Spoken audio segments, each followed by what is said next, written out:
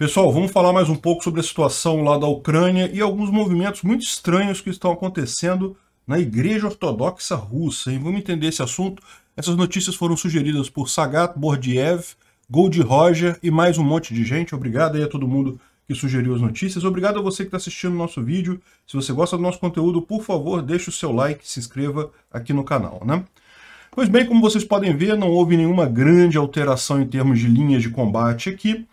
Houve um pequeno avanço aqui em Rubizny. Os russos conseguiram avançar alguns quarteirões aqui na cidade, mas não tomaram a cidade completamente ainda. E, fora isso, não houve nenhuma outra grande modificação. Ontem foi um dia relativamente tranquilo, hoje está sendo um dia relativamente tranquilo também, provavelmente porque é a Páscoa na Igreja Ortodoxa Russa, né? Vocês sabem, a Igreja Ortodoxa ela tem algumas divergências em relação à Igreja Católica tradicional, então algumas coisas, inclusive com relação a calendário e data, coisa e tal, então eles celebram a Páscoa, nem sempre cai na mesma data a Páscoa deles, né? A gente comemorou a Páscoa aqui semana passada, eles estão comemorando neste domingo, né? Talvez por isso a coisa esteja mais tranquila por lá, mas é lógico que infelizmente não foi uma Páscoa de paz por lá, particularmente na questão de Odessa, né? Odessa foi bombardeada com muita força ontem. Foram 4 grandes mísseis almejando áreas residenciais. Repara, não tem nada industrial aqui, são prédios residenciais nessa região aqui. E 4 mísseis foram disparados pelos russos, mísseis grandes, e 2 foram interceptados pelos sistemas de defesa da Ucrânia, então não causaram dano. Mas os 2 que seguiram até o final, que conseguiram atingir a cidade, já conseguiram causar um monte de mortes. Realmente uma situação muito triste. Foram 18 mortos, inclusive uma criança com 3 meses de idade. A mãe e a criança, com 3 meses de idade. Muito triste esse tipo de coisa. Enfim, mais um ataque covarde da Rússia, até porque, como a gente vê aqui, são prédios residenciais, isso aqui não é alvo militar, e a Rússia mesmo já disse ontem, a gente falou, né? Eles já esclareceram que não pretendem invadir a Odessa, pelo menos por hora. A ideia deles é até conectar com a Transnistria, mas não seria num primeiro momento. A gente falou sobre isso no vídeo de ontem, né? Mas de qualquer forma fica parecendo um bombardeio puramente para desmoralizar os ucranianos, atingir uma cidade, nenhum objetivo militar aqui, né? Realmente. É lógico, um bombardeio com mortes desse tipo é inaceitável de qualquer jeito, mas o fato dele ter sido sem nem objetivo militar torna a coisa ainda pior, né? Bom, do lado ucraniano, a gente falou ontem que os ucranianos tinham destruído um posto de comando próximo a Kherson, né, com muitos oficiais russos ali, inclusive alguns generais, e que provavelmente o número de generais mortos iria subir, e de fato a gente teve a confirmação agora de que 2 generais foram mortos no local e um outro foi seriamente ferido, né? Então, ou seja, a contagem de generais mortos pela Ucrânia, generais russos mortos pela Ucrânia, já está em 10. Um morto a cada 6 dias, mais ou menos. É realmente uma coisa que chama atenção, não é comum esse tipo de coisa, e decorre daquilo que a gente já mencionou aqui, já falamos tantas vezes aqui. As tropas russas não querem lutar, não tem sentido para elas essa luta, e daí os oficiais ficam chegando cada vez mais próximo da linha de frente para conseguir comandar as tropas, porque ninguém tem interesse real nessa guerra, né? Ou seja, fica o Putin exigindo avanços e coisa e tal, mas ninguém quer avançar de fato, acaba resultando nesse tipo de besteira. Bom, a grande surpresa ontem veio da Igreja Ortodoxa Russa, né? O patriarca Kirill, que é o chefe da Igreja Ortodoxa Russa, né, o Papa lá dessa igreja, ele numa homilia, eu não sei se fala homilia no caso de Igreja Ortodoxa, mas enfim, vocês entenderam, ele falando para os fiéis, ele disse que para não usar, que ele quer a paz, que ele não quer a guerra, e que não era para os fiéis usarem a letra Z nos ovos de Páscoa, porque isso não é um símbolo cristão e coisa e tal, e enfim. O que dá a entender disso daqui, como um ato isolado, parece meio óbvio, né? Lógico, um cardeal ou um sacerdote, ele não vai querer defender a guerra, mas o problema é, o Kirill defendeu a guerra já.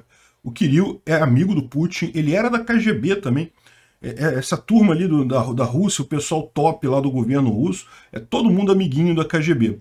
Inclusive o Kirill foi colocado no posto de patriarca da Igreja Ortodoxa Russa justamente por favor do Putin.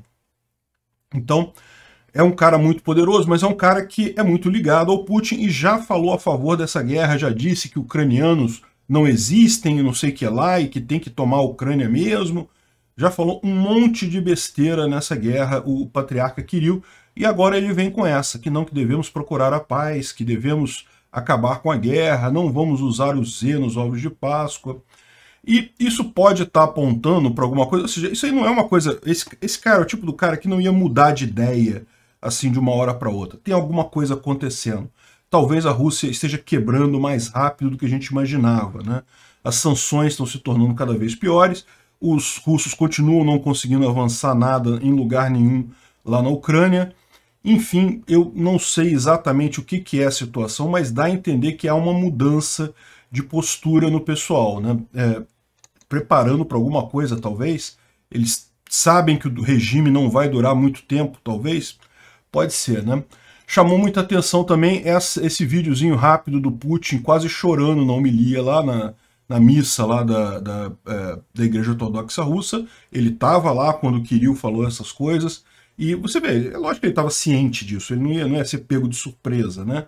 Mas ficou bastante emotivo durante a missa, com o negócio de paz e coisa e tal. Isso não é um comportamento normal para o Putin, né? Não é muito comum para a política russa o cara demonstrar fraqueza desse jeito, né? Enfim, vamos ver o que está acontecendo, a gente deve ficar sabendo disso nos próximos dias, o que está por trás dessa história toda, né? Ontem também, em contraste, o Zelensky deu uma coletiva para a imprensa no metrô lá de Kiev, muito concorrida a coletiva, presencial, os jornalistas foram lá no metrô de Kiev, lógico, fizeram no metrô por motivos óbvios, o Zelensky teme ser morto pelos russos, evidente que há inúmeros grupos de soldados russos, operações especiais russas em Kiev, querendo matar o Zelensky, isso é óbvio. Então fazer no metrô garantia várias coisas, né? Primeiro que não tinha como ser bombardeado, mesmo que os jornalistas soubessem onde é que né? É possível que algum jornalista passasse a informação para o Kremlin de onde estaria sendo a coletiva de imprensa. Mesmo assim não teria problema, porque está no metrô, então um bombardeio não conseguiria atingir o pessoal, né? E também o metrô, você tem as entradas e saídas todas protegidas, você, né, consegue controlar quem entra e quem não entra para essa coletiva. Eu imagino que tenha revistado com armas e coisa e tal. Enfim, a coletiva de imprensa foi bem concorrida, muita gente fazendo pergunta, ele falou várias vezes sobre a questão de não ter medo do Putin, de querer fazer uma negociação com ele cara a cara. Ele já tinha falado isso antes, de querer se encontrar pessoalmente com Putin para encerrar essa guerra e coisa e tal. Mas ele também falou que se o pessoal matar os soldados em Mariupol ou se fizerem um referendo em Kherson, que a Ucrânia vai se retirar de todo o processo de negociação, né? Esse processo de negociação de paz a essa altura do campeonato não vai a lugar nenhum, ou seja, é aquilo que eu falei para vocês, até para a Ucrânia não interessa fazer acordo de paz neste momento, porque na verdade o grande risco que você tem agora é de congelar toda essa área que a Rússia tomou, né? Justamente no momento agora que a Ucrânia tem a possibilidade de fazer contraofensivas, ficaria muito mais fácil para ela manter a guerra para retomar essas áreas do que fazer um cessar-fogo, do que parar a coisa por aqui. E o que pode estar mudando é justamente isso, a Rússia agora querendo acabar, porque para a Rússia isso aqui já está ok, ó. Eles fecharem isso aqui, já conquistaram uma boa parte do país. O que eles vão dizer depois? Eles vão dizer que, olha só, não, fizemos mais um passo. Agora, mais para frente, a gente faz mais um passo, né? E esse é o grande problema dessa história, né? Desse jeito, ou seja, se deixar desse jeito aqui, é uma derrota para a Ucrânia, não tenha dúvida nenhuma, uma vitória para a Rússia.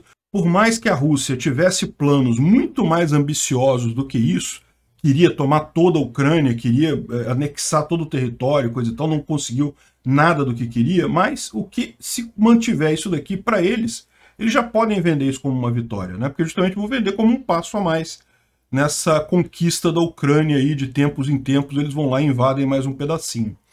Então realmente é uma coisa que para a Ucrânia não interessa mais negociação, né? Essas negociações não vão a lugar nenhum. Bom, além disso, a gente teve um sistema de pagamento chinês, o maior sistema de pagamento chinês, chamado UnionPay. Ele suspendeu as operações na Rússia. E lembra, há um tempo atrás, a Visa e a Mastercard suspenderam a operação, o cartão, né, Visa e Mastercard. E o que os bancos russos fizeram? Se associaram a sistemas chineses. O maior banco russo, o Sberbank, por exemplo, se associou justamente a esse UnionPay, que é um sistema chinês, refez os cartões de crédito e coisa e tal, beleza, está começando a funcionar um novo sistema, só que agora eles vão parar também. E por que eles vão parar? Por medo de sanções secundárias. É o que eu falei para você. Tem um monte de empresas que não vai fazer ligação com a Rússia, não quer vender coisa com a Rússia, não necessariamente pela questão da sanção primária, porque o país dela fez sanção ou porque a própria empresa quer fazer sanção. Principalmente empresas chinesas. Empresas chinesas, ao contrário, a China é amiguinha da Rússia e quer continuar amiga e coisa e tal, mas as empresas chinesas entram nesse desafio. Se elas fizerem negócio com os russos, elas sofrem sanções secundárias. Não vão poder receber mais chips modernos, não podem mais usar determinados softwares ocidentais, e aí você tem esse efeito em cascata que acaba gerando muito mais problema para os russos no final das contas. Então, esses grandes bancos que adotaram o UnionPay já vão ter que mudar para uma outra alternativa. Em algum momento, o que vai acontecer? A Rússia vai desenvolver o sistema dela de cartão de crédito e débito lá interno, que só serve lá dentro, né? E isso não é uma coisa boa, porque isso é uma coisa altamente ineficiente. Se cada país fizer o seu, no final das contas, você perde em termos de comércio, né? Mas é o caminho que a Rússia escolheu, de se isolar totalmente do mundo por conta de uma besteira sem tamanho, por conta de querer uma guerra de conquista territorial que não tem lógica nenhuma nesse século, né? Uma outra coisa curiosa, né? Agora quem está querendo vender, quem está querendo repassar os MiG-29 para a Ucrânia é o Egito. Aí você fala assim, caramba, o Egito? Porque você entende o pessoal ali da Europa, né? A Sérvia, a Polônia, outros países próximos quererem mandar os aviões para a Ucrânia, porque eles sabem, né? Se a Ucrânia for conquistada, o passo seguinte do Putin vai ser a Moldova, vai ser a România, vai ser a Polônia. Não tem jeito, eles sabem que isso daí, se não acabar com essa ânsia expansionista da Rússia, não tem salvação. Então é bom dar os aviões para a Ucrânia. Não foi ainda nenhum avião para a Ucrânia, para deixar claro. Houve tentativas de passar esses aviões para a Ucrânia, esbarraram em expectativa de não escalar conflito e coisa e tal, mas existem novamente, está se falando novamente em passar aviões da Polônia e da Eslováquia. Então, ou seja, seriam a mesma ideia que havia originalmente, como são aviões da era soviética, ou seja, são aviões que foram produzidos na Rússia e coisa e tal. E por que repassar esses aviões da era soviética para a Ucrânia? Pelo motivo simples que a Ucrânia precisa de aviões agora, e ela tem pilotos treinados nessas aeronaves da era soviética, que era a Força Aérea mesmo, que é a Força Aérea mesmo da Ucrânia, né? Então, no final das contas, receber um jato que eles já sabem pilotar é muito mais fácil. Né, para a velocidade que eles precisam, o ideal é isso daí. E para esses países também, agora, o que chama atenção aqui é isso, né? Mas o Egito, por que o Egito faria isso, né? E aí você lembra de um outro problema que está acontecendo também. O que acontece? O Egito, ele sempre usou, a força aérea dele sempre foi ocidental. Sempre usou caças americanos e coisa e tal. Só que quando teve a Primavera Árabe e coisa e tal, teve tentativa de queda no Egito e coisa e tal, ele acabou comprando alguns MiG-29 da Rússia naquela época. E justamente para espetar os Estados Unidos, né, para dizer, olha só, a gente vai se alinhar com a Rússia, não sei o que lá. Só que qual que é o problema que o Egito está vendo? Primeiro que eles perceberam o quão ruins são os jatos russos, então o pessoal já desistiu de comprar mais jato russo, porque é muito inferior aos jatos americanos e franceses, e vários outros, e além disso, isso gerou um problema para o Egito, que é a dificuldade de manutenção. Para você, se a sua frota inteira é do Ocidente, é fácil você ter a cadeia de manutenção ali. Agora, a frota russa dele exigia toda uma segunda parte de peças, de ferramentas, de treinamento, e isso ficava antieconômico para o Egito, né? Além disso, o que está acontecendo? Todos esses países que têm caças fabricados na Rússia estão preocupados com o quê? A Rússia agora não vai conseguir mais fabricar nada, não vai conseguir mais fabricar peça de reposição, vai ter dificuldade em consertar as coisas. Então, ou seja, no final das contas, esses jatos russos e soviéticos estão micando na mão desses países. E tipicamente é esse acordo que eles estão fazendo. Eles estão fazendo um acordo do tipo, olha só, eu dou meus caças soviéticos para a Ucrânia, para ajudar a Ucrânia, e os Estados Unidos garante que repõem esses jatos em algum tempo razoável aqui. É a mesma coisa que a Polônia falou, a mesma coisa que a Eslováquia está falando, e o Egito quer a mesma coisa. Ele falou, não, eu quero me livrar dos jatos russos. Por quê? Porque jato russo agora ficou uma coisa ruim.